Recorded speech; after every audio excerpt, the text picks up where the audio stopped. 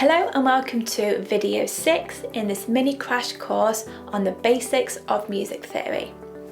In this video we'll be continuing on with basic triad chords, learning about diminished and augmented chords, but then we'll be taking it further and learning about seventh chords as well.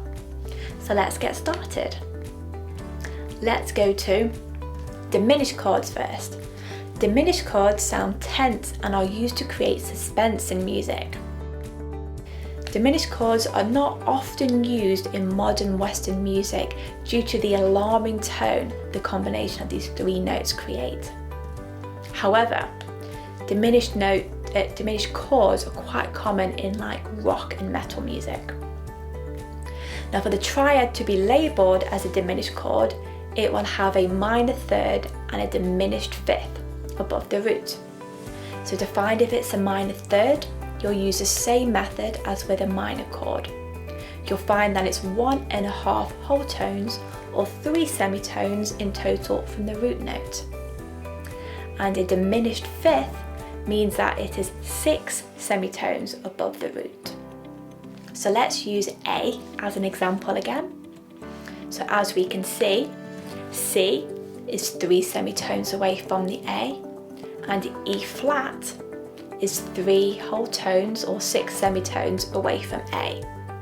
This means A, C and E flat is our diminished chord. Now the reason we choose E flat and not D sharp is because of the letter skipping when we create triad chords. So let's listen to A diminished.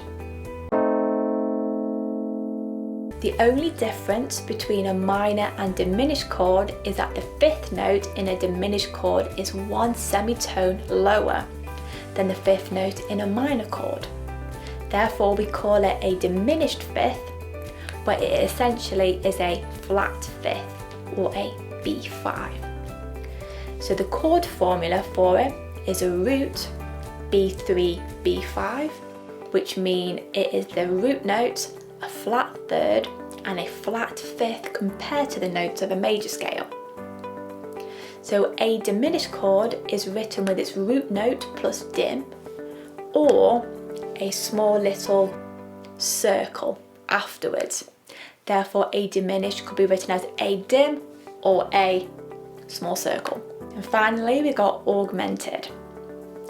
Augmented chords sound anxious, and just like diminished chords are used to create suspense in music.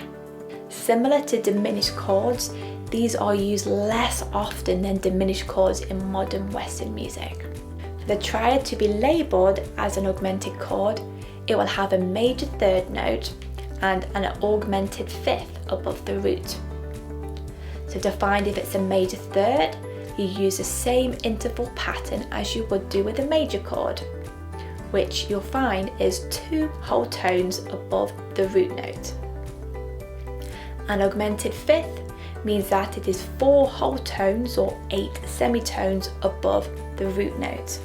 Now augmented chords are actually special because the fifth note doesn't fit into the circle of thirds. So here's A as an example. C sharp is 2 whole tones away from the A. However, then we have E sharp, which is also an F because they both are enharmonic notes. This means that A, C sharp, E sharp is an augmented chord. So let's listen to A augmented. The only difference between a major and an augmented chord is the fifth note. The fifth note is 1 semitone higher than the fifth note in a major chord. And we call it an augmented fifth, but it is essentially a sharp fifth note. The augmented chord formula is root 3 sharp 5, which is root, third and a sharp fifth of a major scale. Now an augmented chord is written with its root note plus aug or a plus afterwards. Therefore A augmented will be written as A aug or A plus. So let's continue on the third circle of thirds. Now, as we know, the circle of thirds builds your triad chords from any key easily, but you don't have to stop there.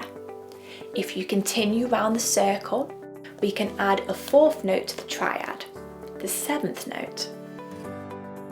The seventh chords sound uplifting and are used to create a sense of open-mindedness in music. They tend to sound brighter than a major or minor chord. A seventh chord adds an additional third onto the structure, and you can find the seventh note by adding the next note in the circle of thirds. So from our example above, a seventh chord, you'd use A, C sharp, E, and then G sharp. A B seventh chord, you'd use B, D, F sharp, A. A C sharp seventh chord, you'd use C sharp, E, G sharp, B, and so on. Now there are three common types of seventh chords that use the circle of thirds. Major seventh chords add a major seventh to a major chord. A major seventh is 11 semitones above the root.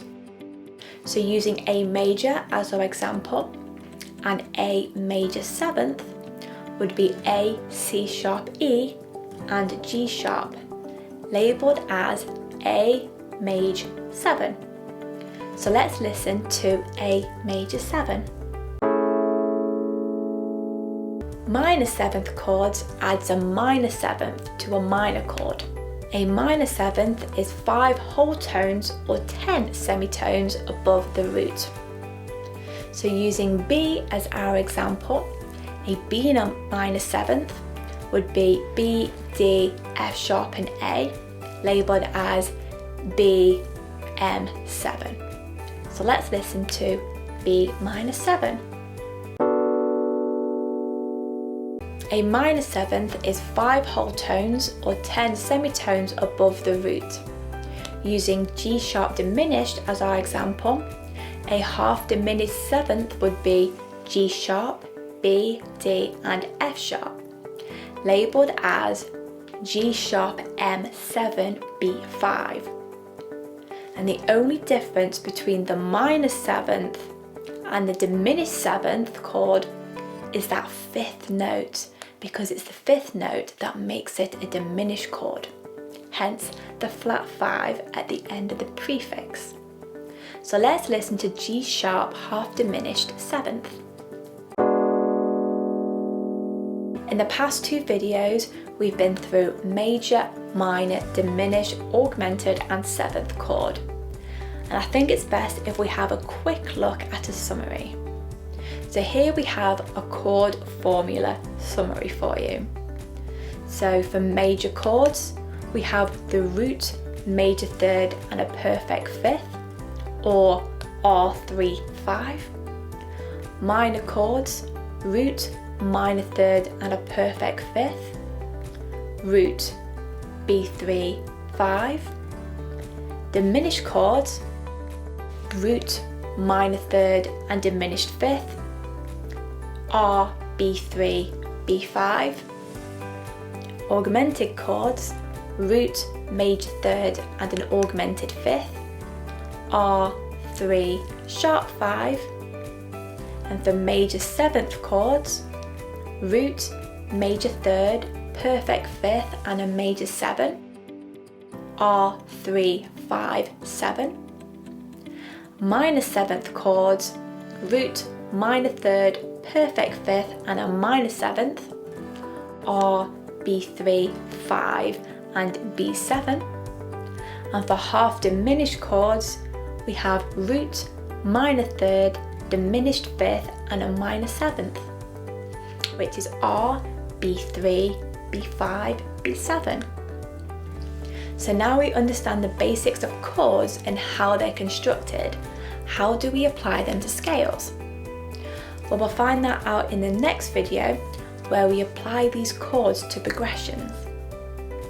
So that completes video 6 in this mini crash course on the basics of music theory. And I hope you enjoyed the video and found it useful.